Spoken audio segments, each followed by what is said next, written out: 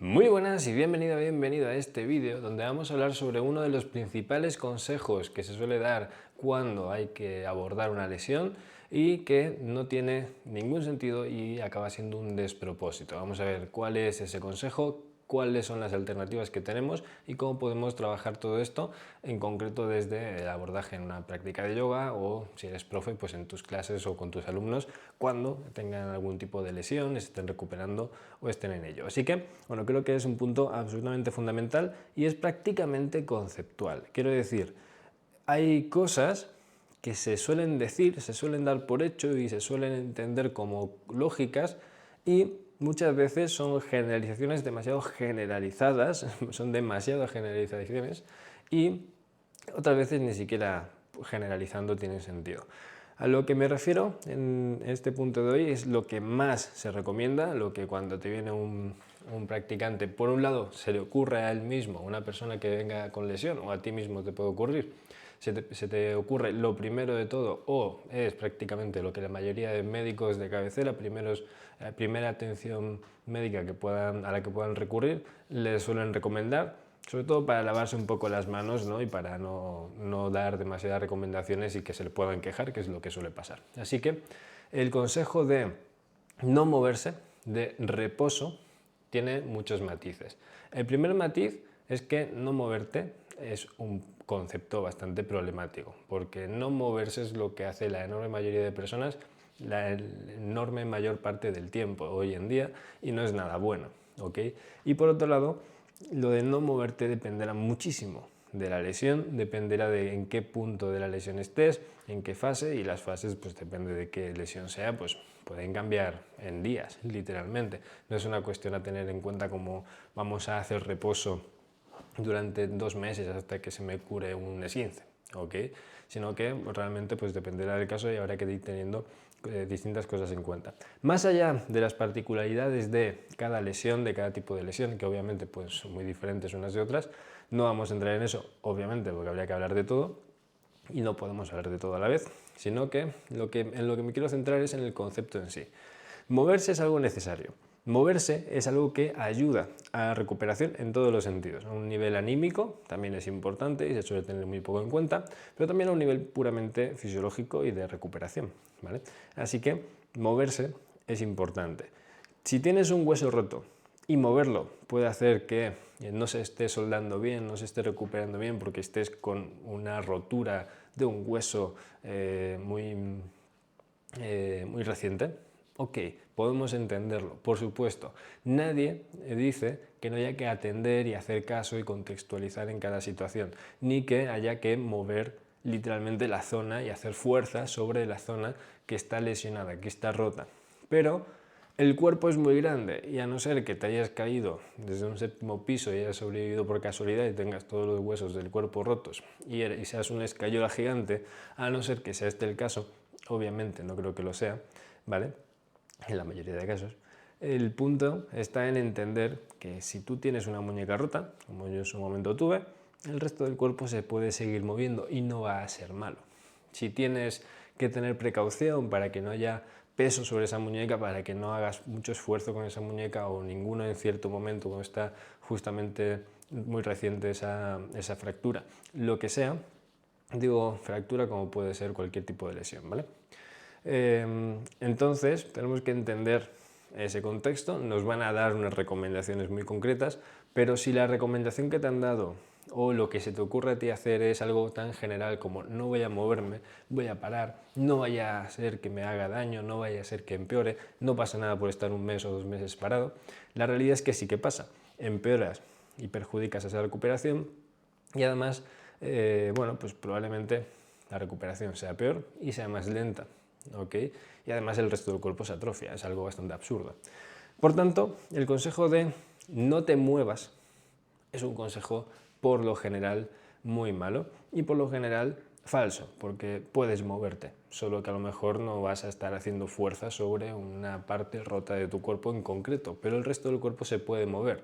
Habrá cosas que puedan hacer en distintas situaciones que sean más intensas o menos, pero siempre un poco te podrás mover, algo vas a poder hacer, ¿vale? Si tú tienes, el mismo ejemplo, una muñeca rota, no te impide ni siquiera hacer evitar hacer entrenamientos de fuerza en las piernas, ni con el otro brazo, ni con prácticamente todo el tronco. No te impide prácticamente nada más que los esfuerzos de esa muñeca. Igual tener cierto cuidado obviamente con el brazo entero cuando estés haciendo esfuerzos, es obvio, pero son cosas que bueno, son muy comunes. Si te rompes una pierna, siempre vas a poder seguir haciendo muchas otras cosas.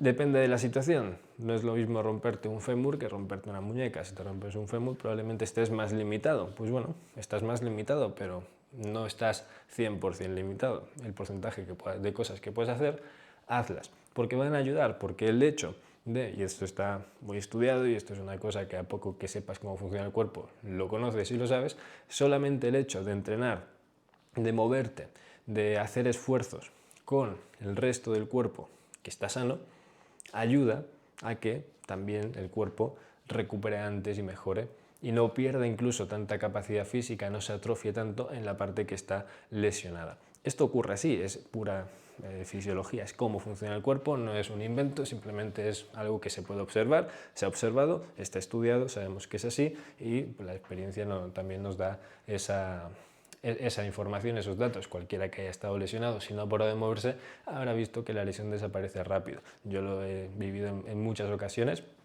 y lo he visto también con muchos alumnos. En los dos casos, casos de tener miedo y no moverte nada por miedo y por vagancia y pereza, que eso también es un factor que está ahí, de aprovecho y no me muevo y ya está.